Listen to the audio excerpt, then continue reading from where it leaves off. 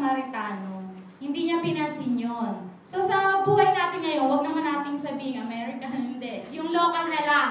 Lalo na sa church natin, may ganyan talaga, di ba?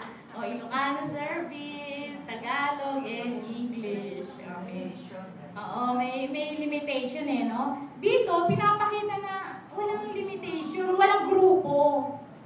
Ang tutulungan mo beyond your group pa, di ba? Beyond your family. Okay. Yung pangatlo, yung Samaritano po ay may pera, may resources, may lakas ng katawan. Kung nais mong tumulong sa kapwa mo, dapat meron ka nito. Hindi ko po sinasabi na pag mahirap ka, di ka makakatulong. Ang sinasabi ko po, the more na marami kang pera, the more na marami kang matutulungan. Kung malakas ka, mas marami kang matutulungan. Ano-ano ba yung meron yung Samaritano? May oil siya. Ready yung oil niya. Ready yung alak niya. Okay? May tangki siya. Tapos, kaya niyang buhatin yung biktima. Diba? Kung hindi ka malakas, di mo mabubuhat yun. So tayo, kung nais nating magkaroon ito number 3, expand vision, application of service to neighbors and to God, dapat pagyamanin din natin yung sarili natin. Kasi mula dun sa kung anong meron tayo, yun yung maibibigay natin sa kapwa eh. Sabi nga po, kaya ka pinagpapala ng labis, hindi yan para sa iyo, kasi hindi mo yan makukonsume. Kaya ka pinagpapala ng ganyan para ibahagi mo sa iba. Okay. So, pang-apat po, may magandang pangalan. Respected yung Samaritano. Kasi, ang bili niya dun sa innkeeper, alagaan mo lang, pagalingin mo, pagbalik ko, babayaran ulit kita. Eh, kung hindi naman respected yung tao na yun, diba, kung wala nang respect yung innkeeper, sisingilin na niya, bayaran nyo lang ngayon, baka di kayo bumalik. Diba? Pero, dun sa kwento, diba, tawag dito, hindi naman sinabing hindi pumayag yung innkeeper. So, sinabi doon talaga na, kilala siya, diba? At yung pagiging kilala niya, merong tiwala sa kanya yung tao. Diba? Tiwa-tiwala siya. Okay. At yung pang-limang na characteristics na nakita ko dito, yung generous. Kasi pwede naman na first aid lang bigay mo eh. O ginamot mo yung sugat, umalis ka na. At least may ginawa ka. Pero, binuhat pa niya, dinala pa niya dun sa panuluyan, nagbayad pa siya ng halos 2 araw na sweldo o kikitain niya. Tapos, meron pang future na inisip niya na pag kulang pa, babayaran pa niya. Diba, napaka-generous nitong tao na to. Hindi yung pagiging involved niya dun sa sitwasyon, hindi lang yung yan lang yung magagawa ko. Hanggat may magagawa pa siya para magkaroon ng pagbabago dun sa kapwa niya, ay gagawin niya. Yes po. Tingnan natin yung guide question naman. Red Cross. Red Cross. Matapang. Matapang, di ba? Mahirap pala. Meron po ba kayo dito na, parang konti lang tanong natin ngayon, no? Na gustong i-discuss pa or sagutin natin? Ang main question po natin ay, why would people of goodwill take care of and serve their neighbors?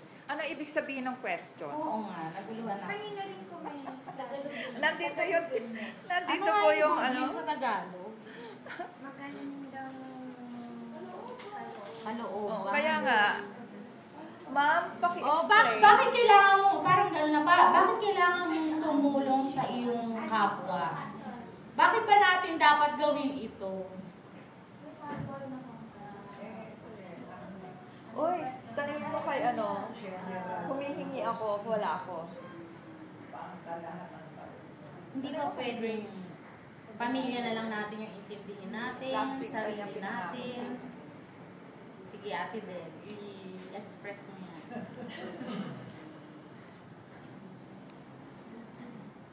Sa nabasa ko, no, sa Biblia, dapat Hindi na, ang dapat natin tulungan, yung mga taong hindi natin kilala. Yung, pwede tulungan natin ang pamilya natin, pero mas mabuti na mga ibang tao ang dapat natin tulungan para ito yung nakapag-relation sa Panginoon. Kasi pag tumutulong tayo sa mga ibang tao, ay bibigyan tayo ng blessing ng Lord. At saka para sa akin, yun ang dapat natin gawin. Dahil hindi mo naman sila kilala, bakit mga tinutulungan. Kaya natin ginagawa yun para sa Panginoon. Hindi lang para sa sarili natin.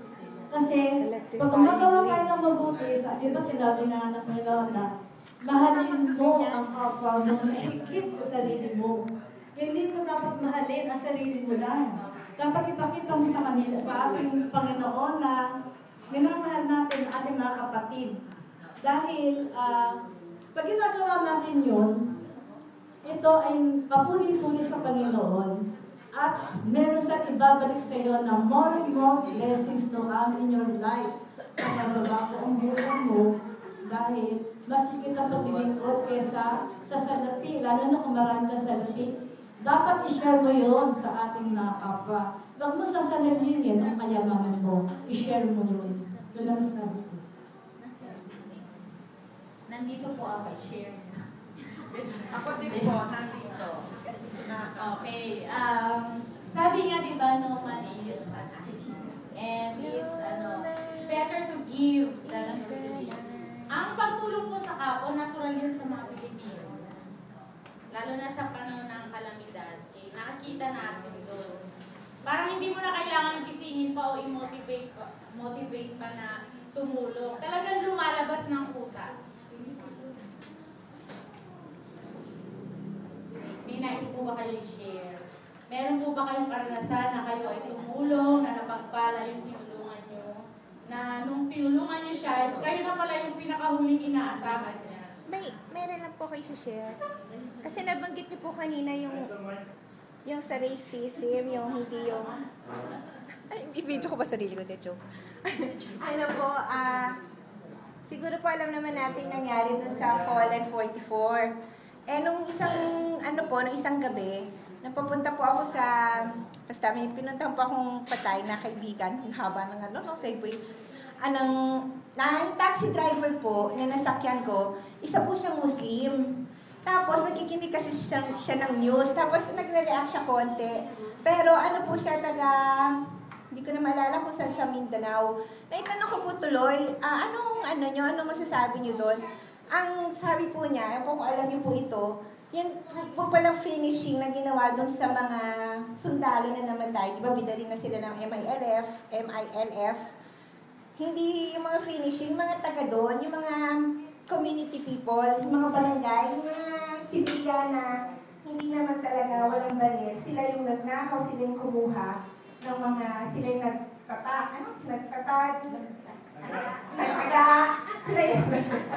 sila yung gumawa. For short, yung pong loyalty nila doon sa kanilang pagiging parang Muslim, na kasi maaaring daw yung mga nandoon, mga kamag-anak ng mga napatay na kapwa nila Muslim.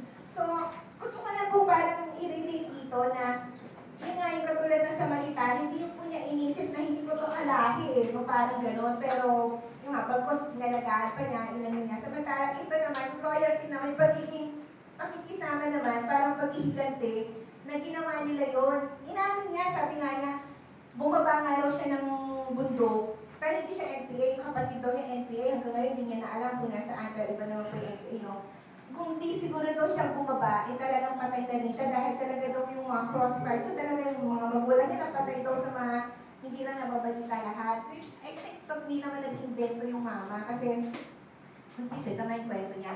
So ganun pala yung nangyayari. Kung alam niyo na yun na ang pagkalong nabalin na ng mga may sundalo ng armas na MILF, yung mga taong nasa paligid, sila yung talagang mag-finishing.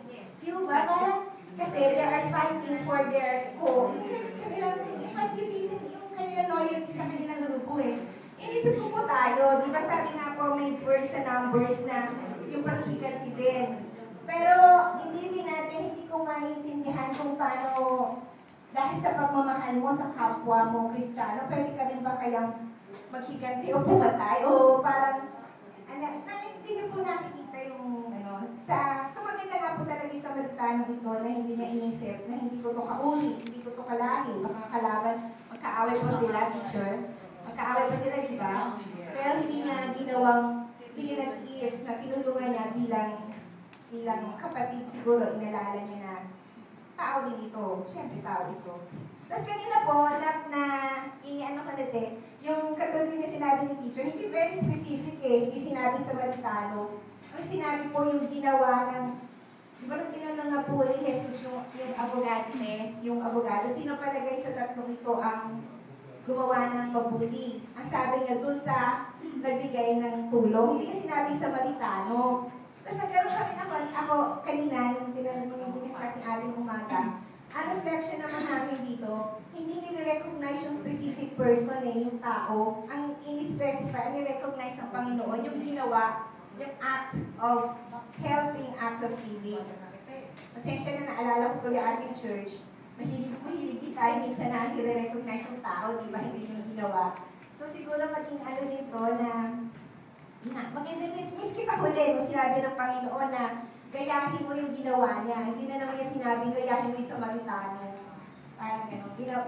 Kumbaga generic. Yung after ang Panginoon doon sa act, hindi doon sa, tama ba ko doon, teacher? Hindi doon sa actor, hindi doon sa tao, doon sa ginawa mo.